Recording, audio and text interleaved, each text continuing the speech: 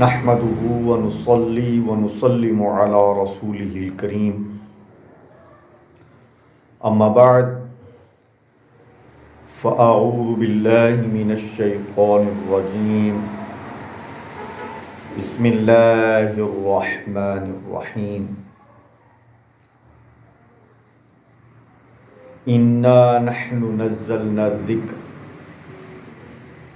وَإِنَّا لَهُ لَحَافِظُونَ صدق اللہ العظیم وصدق رسولہ النبی الکریم قال اللہ تبارک وتعالی فی شان حبیبہ مخبرا وآمرا ان اللہ وملائکتہ یصلون علی النبی یا ایہا الذین آمنوا صلوا علیہ وسلموا تسلیما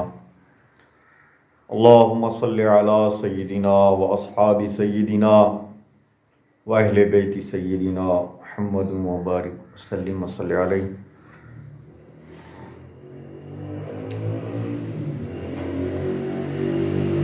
امید کرتا ہوں تمام سننے والے دیکھنے والے خیر و عافیت کے ساتھ ہوں گے۔ دوستو، آج کا ٹاپک قرآن مقدس کی عظمت اور حفاظت کے لحاظ سے چند گزارشات آپ کے سامنے پیش کرنے کی سعادت حاصل کروں گا۔ دوستو، اللہ رب العزت قرآن کریم میں ارشاد فرماتے ہیں کہ انا نحن نزلنا الذکر وانا لہ لحافظون، کہ بے شک یہ قرآن، یہ نصیحت، یہ ذکر ہم نے نازل کیا، وانا لہ لحافظون، اور بے شک ہم ہی اس کے محافظ ہیں۔ تو قرآن کی حفاظت رب ذوالجلال نے کیسے کی؟ 1400 سال کے بعد بھی قرآن مقدس جس طرح نازل ہوا اسی طرح آج محفوظ ہے اور قیامت تک محفوظ رہے گا۔ دوستو، باقی آسمانی کتابیں ان میں رد و بدل ہو گیا، تعریف کر ڈالی، لیکن قرآن مقدس وہ عظیم کتاب ہے کہ کفار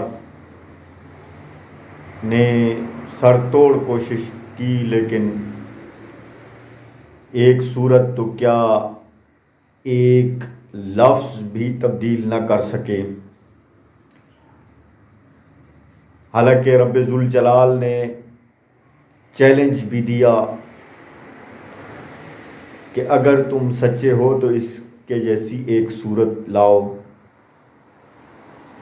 اس کے جیسی کوئی ایک آیت لے کے آؤ، ایک لفظ لے کے آؤ، لیکن کفار جو ہے وہ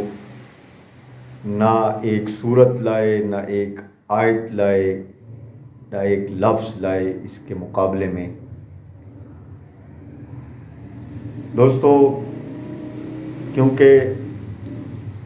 اس کی حفاظت کا ذمہ رب ذوالجلال نے لیا اور صبح قیامت تک قرآن جیسے نازل ہوا ایسے ہی رہے گا، اس کی شان، اس کی عظمت اور اس کی حفاظت میں کوئی فرق نہیں پڑے گا۔ دوستو، قرآن مقدس میں اللہ رب العزت نے دو چیزوں کی حفاظت کا ذمہ اپنے لیے اپنی ذات کے پاس رکھا کہ ایک قرآن مقدس کی حفاظت کا ذمہ اور دوسرا اپنے محبوب حضرت محمد رسول اللہ صلی اللہ علیہ وسلم کی شان و عظمت کا دفاع، کہ آپ صلی اللہ علیہ وسلم کی شان و عظمت کے بارے میں اور آپ کی شان کی حفاظت کے بارے میں رب کا قرآن کہتا ہے کہ انا کفیناک المستہزئین، کہ محبوب علیہ السلام جو آپ کا مذاق اڑائے گا ہم اس کا چمڑا اتار دیں گے، ہم کافی ہیں آپ کی حفاظت کے لیے۔ تو دیکھتے نہیں ہیں کہ جس نے بھی رسول اللہ صلی اللہ علیہ وسلم کی شان میں گستاخی کا ارتکاب کیا یا کوشش کی تو رب ذوالجلال نے اپنے محبوب کی شان کی حفاظت کی بھی ہے اور آپ صلی اللہ علیہ وسلم کے دشمن کو عبرت کا نشان بھی بنوایا ہے۔ قرآن مقدس کی سورہ کوثر میں ارشاد ہے نہ کہ ان شانئک ھو الابتر، کہ محبوب صلی اللہ علیہ وسلم آپ کا دشمن بے نام و نشان ہوگا۔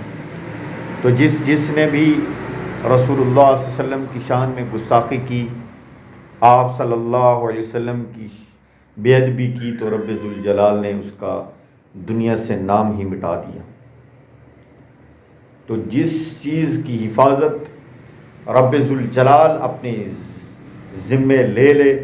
پھر دنیا کی کوئی طاقت اس میں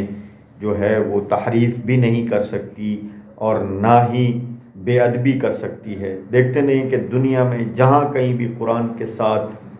جو ہے بے ادبی ہوئی اور قرآن کو جلانے کی کوشش کی گئی تو کوئی نہ کوئی رب ذوالجلال کی طرف سے ایسا جو ہے بندہ موجود ہوتا ہے تو قرآن کی حفاظت وہ فوراً کر لیتا ہے۔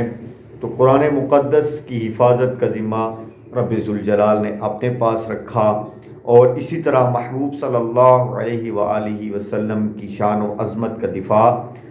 آپ صلی اللہ علیہ وسلم کی شان اور آپ کی عظمت کا دفاع اللہ تبارک و تعالیٰ نے اپنے پاس رکھا۔ تو دعا کرتے ہیں کہ رب ذوالجلال ہمیں قرآن مقدس کے ساتھ محبت اور قرآن کا فہم اور آقا کریم صلی اللہ علیہ وسلم کی سنت پر عمل پیرا ہونے کی توفیق عنایت فرمائے۔